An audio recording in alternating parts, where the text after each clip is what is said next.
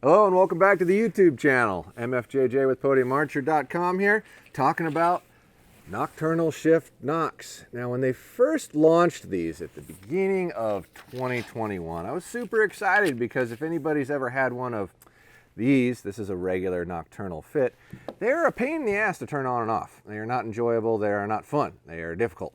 They work really well otherwise, but that is like the one major gripe you'd ever really give one of these Nocks, is that turning them off is a bear. You have to basically like stick a knife blade in here to push it forward and turn it off, or a really sharp field point and try to pry it out, which it takes extra time when you're practicing, and it would sure be nice if you could just turn them on and off with your thumb. Hence the Shift. Brand new. We ordered these 10 months ago and just got them.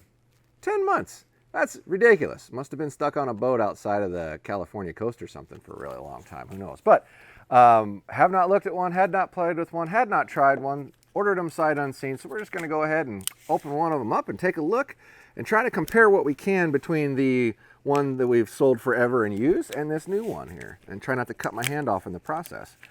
All right. So they come with the same fitment system, which has the 246 gold tip, the 244S knock, and the 233H knock. So basically what that means is pretty much everybody's arrow other than the 166 micro diameters will fit on these. You just have to put this little adapter in the hole, stick that down in there, and then this is a straight up X knock size. So the 204, my favorite size, right there, without any sleeve or any adapter. So I'm assuming this still goes on just like the other ones where you push it down.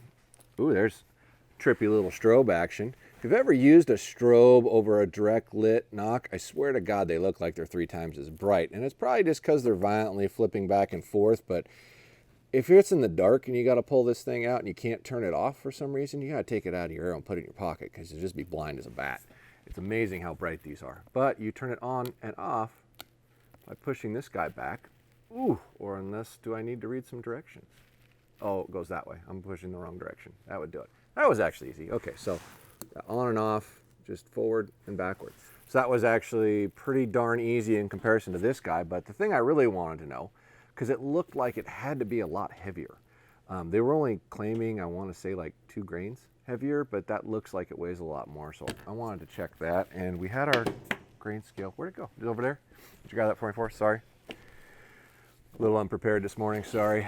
So let's turn on our little last chance arrow scale. And let's weigh an original fit. And they weigh 23.3 grains.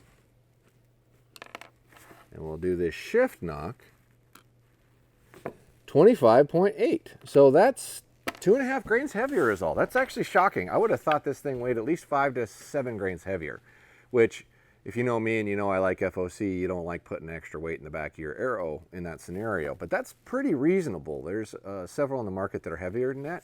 But having a easy on and off switch sure makes it way funner to operate, like practicing with and not bleeding out your battery. So when I'd shoot these in practice, because you have to shoot what you hunt with while you practice or they won't shoot in the same spot, I'd leave these on because they're a pain in the ass to turn on and off, and then I'd kill them over 22 hours to 24 hours worth of use. Whereas this is easy enough to turn on and off. I'd actually turn it on and off going in between. It'd probably make the lighted knock last 5 to 10 times as long for me. So I was pretty jacked about these. They are more expensive. Don't hold me to this, but I think they're 29 bucks for 2, where these are like 29 bucks for 3. We hadn't listed these on the website yet, but we will by the time we actually update this video and get it up to YouTube for you, and whatever the price is on there will be accurate. But we did get these in green, red, and then green-red strobe.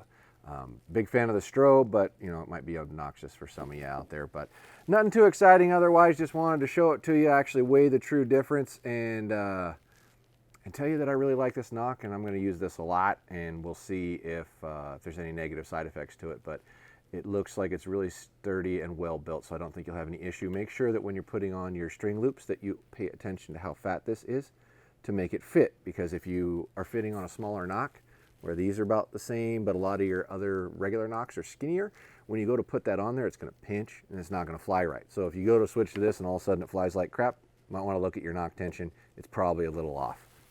Head on over to PodiumArcher.com for all your archery needs. $99 and up is free shipping. If there's stuff you're looking for that we don't have on there, please let me know.